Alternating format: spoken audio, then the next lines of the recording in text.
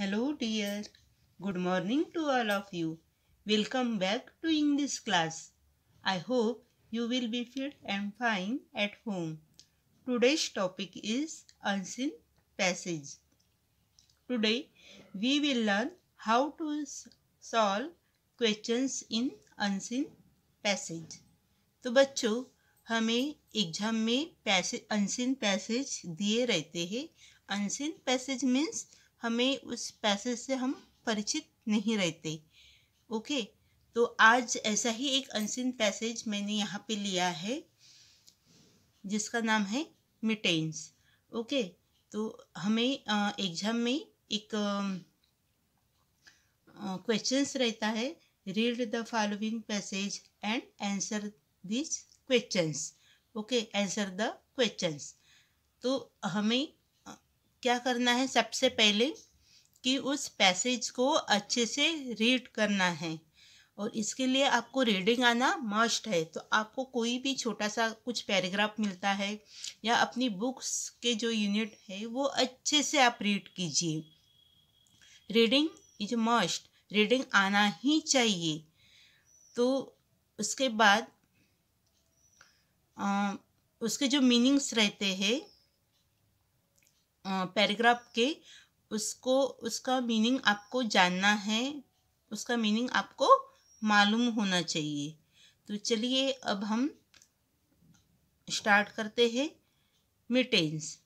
Lucy has a cat. Her cat's name is Mittens. He likes to play. Do you see Mittens? Okay, तो अब मैं इसे explain करती हूँ. Lucy has a cat. Has का meaning होता है, के पास है. तो लूसी के पास क्या है? एक कैट है. लूसी के पास एक कैट है.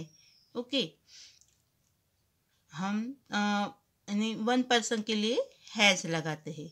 So Lucy has a cat. Lucy के पास एक कैट है. Her cat's name is Mittens. Her मतलब कौन? लूसी. अगर यहाँ बॉयज़ का नाम रहता तो हीज रहता, पर यहाँ गर्ल्स का नाम है, सो यहाँ पे हर लगा है. तो her cat's name is Mittens. उसके कैट का नाम क्या नाम है? Mittens. Okay. He likes to play. उसे मतलब किसे? कैट को. तो कैट को खेलना पसंद है. यहाँ पे लाइक हम ना इसे जो थोड़े हार्ड वर्ड है या इम्पोर्टेंट वर्ड है उन्हें हम क्या करेंगे? अंडरलाइन करेंगे. सबसे पहले अंडरलाइन करेंगे. अब इसका मीनिंग भी जानना जरूरी है. लाइक्स मीन्स पसंद करना.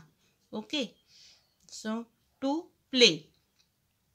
तो उसे खेलना पसंद है. क्या करना पसंद है? खेलना पसंद है.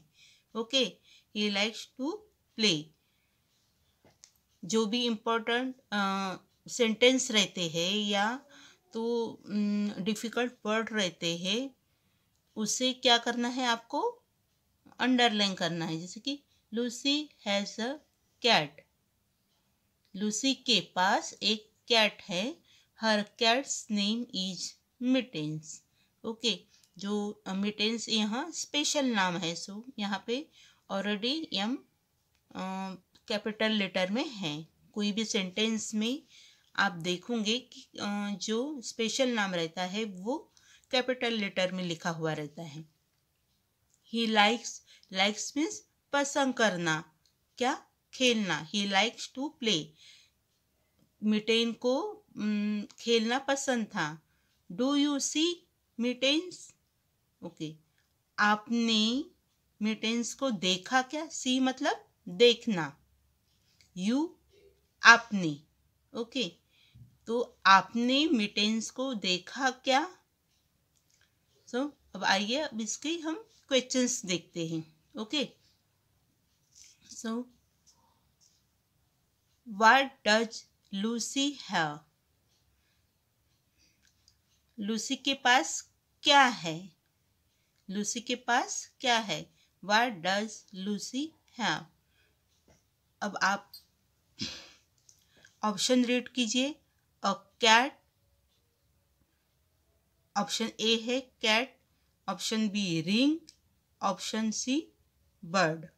ओके, तो यहाँ पे हमने पहले ही अंडरलाइन किया है, Lucy has a cat. Underline करने से कैसे आंसर मिलने में हमको मतलब आंसर जल्दी जल्दी मिल जाते हैं। ओके, दिक्कत नहीं जाती। So what does Lucy have? तो Lucy has a cat. Have और हैज़ का मीनिंग एक ही होता है, पर आप बोलोगे कि यहाँ पे तो हैज़ है, यहाँ हैव है। सो ये क्वेश्चन है, यहाँ पे डज लगा हुआ है, डज हैज़ नहीं होता, डज हैव होता है।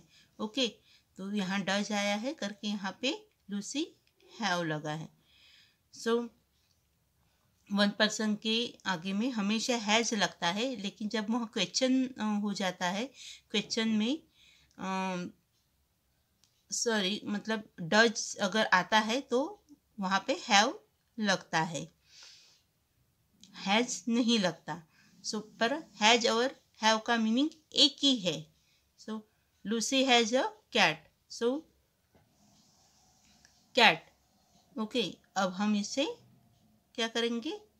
अगर टिक द करेक्ट है तो हम ऑप्शन में ऑप्शन जब दिए रहते हैं क्वेश्चंस के, तब ज़्यादातर वहाँ पे टिक करो करके आता है ना।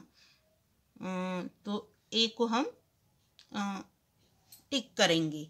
नेक्स्ट है व्हाट इज हिज नेम? उसका, हिज मतलब उसका नाम क्या है?